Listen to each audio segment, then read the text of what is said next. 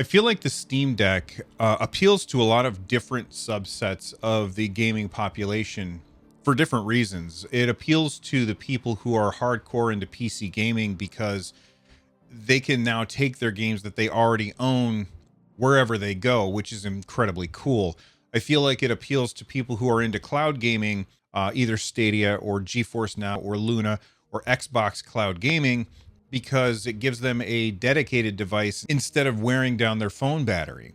It appeals to people who are into consoles because it has controls like consoles.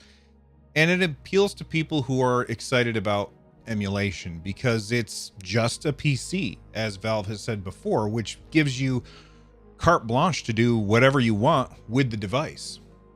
Now, for myself, I used to be in that first camp. I used to be a hardcore PC gamer, and I'm not anymore for a couple of reasons. Number one, I went for a run with my daughter about 10 years ago. I tripped, I fell, I broke my wrist, not my wrist, my elbow. I also broke my wrist, but that was a different time. I broke my elbow, and now turning my hand over to try and put my hand down on WASD for any length of time is actually kind of painful. So playing with mouse and keyboard just isn't something that I'm interested in. Another reason that I'm no longer in that first camp is because of what I like to call tweak fatigue, where you get a brand new game and you turn it on and then you go through the process of messing with the settings until you get that perfect balance of resolution, visual quality, and frame rate. And I'm just, these days, I'm more of a console gamer because of those two things, because I don't want to play on mouse and keyboard, and because I am uninterested in messing with the settings over and over and over again in order to get things figured out. And I think that there's a lot of people who are excited for the Steam Deck who kind of follow where I am with this. And recently I put out a video where I talked about, the ways that you can customize your Steam Deck or the Steam controller in the case of this particular video, because obviously I don't have a Steam Deck yet. The ways that you can tweak Steam input in order to allow you to play games that are designed for a mouse and keyboard, but play them with a controller. And anybody who watched that video is probably a little confused about the idea that I don't want to tweak things. So much so that Randy B, he said this comment, which I want to address. He said, "This control is amazing, but I definitely think this is more for PC players because the whole time I just kept thinking, man, that is a lot of work. I just want to jump into a game and play it."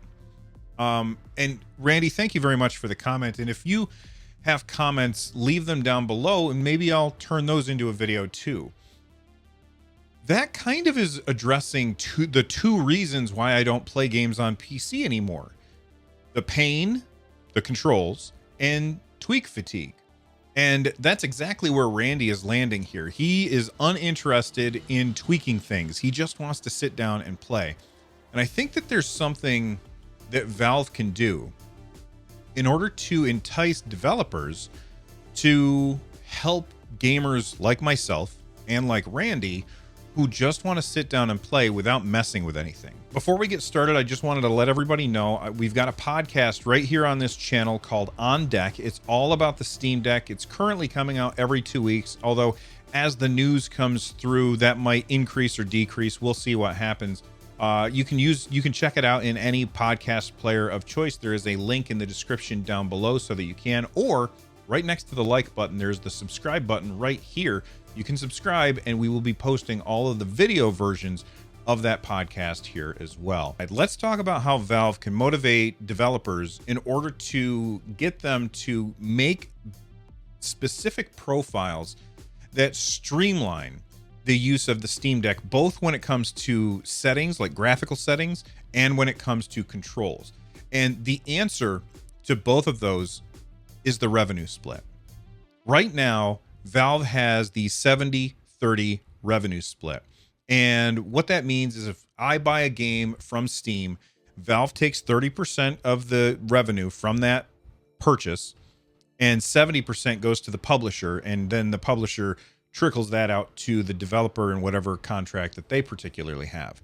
Now, this was pretty standard across the industry up until the Epic Games Store showed up, and the Epic Games Store said, well, we want to push Valve to change things. And, you know, whether or not you look at what the Epic Games Store is doing as altruistic or not, at the end of the day, I personally would like the devs to get more money for their games. And so I do like that the Epic Games Store has the 88-12 split, which means that the Epic Games Store only takes 12% instead of 30%, which is a big difference. Here's what Valve could do. They could say, you know what? If you give us a profile for the Steam Deck that takes into account what the hardware is in this system and gives us a very specific set of settings, I guess is the word that I'm going to use here, a very specific set of settings in order to give everybody the best frame rate that they could possibly have, along with the, you know, the prettiest graphics. And you include UI elements that keep in mind that people have trackpads and gyro and all that other stuff. Then we're going to give you that 88-12 split. If Valve did that, they would get a whole lot of publishers to tell their developers, hey, you are going to make a UI for the Steam Deck because it's going to make us more money.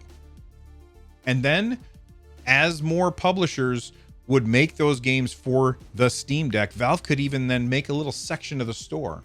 And they could say, hey, these are the games that are built with the Steam Deck in mind. And then everybody who's got a Steam Deck is going to go straight to that part of the store, and they're going to look and they'll say, oh, look at this. This one has this game, or has this hardware in mind when they made it. So I'm going to go ahead and buy that game. Does that mean you can't play games that are not made with the Steam Deck in mind? No, it doesn't mean that, because as Valve has said, it's a PC, so it can do whatever the PC wants to do. You can do whatever you ask it to do as long as power isn't necessarily the issue. And I think that this is the solution. If Valve takes less money from publishers for developing their games with the Steam Deck in mind, or you could change it. You could say, hey, you know what? You already published your game. If you go ahead and update that game with UI elements for the Steam Deck, or with a specific profile for the Steam Deck as far as graphical fidelity, we're going to give you a better split. I think you would see a lot of publishers and a lot of developers make those changes in order to improve the experience of everybody who's got a Steam Deck, but also everybody who's got one of these. By the way, I've seen a lot of people asking, is Valve going to make a Steam controller too? We'll talk about that on another video, so make sure you subscribe if you haven't. All right, what do you guys think? Do you think that this is a solution that Valve can use in order to answer what Randy B said in his comment, where he said, I don't want to mess around with the settings. I just want to sit down and play. If Valve motivates publishers in order to do this, then Randy and myself, we get to just sit down and play instead of getting tweak fatigue. Let me know what you all think in the comment section down below, and I will see you all on the next one. Stay awesome, everybody. Bye-bye.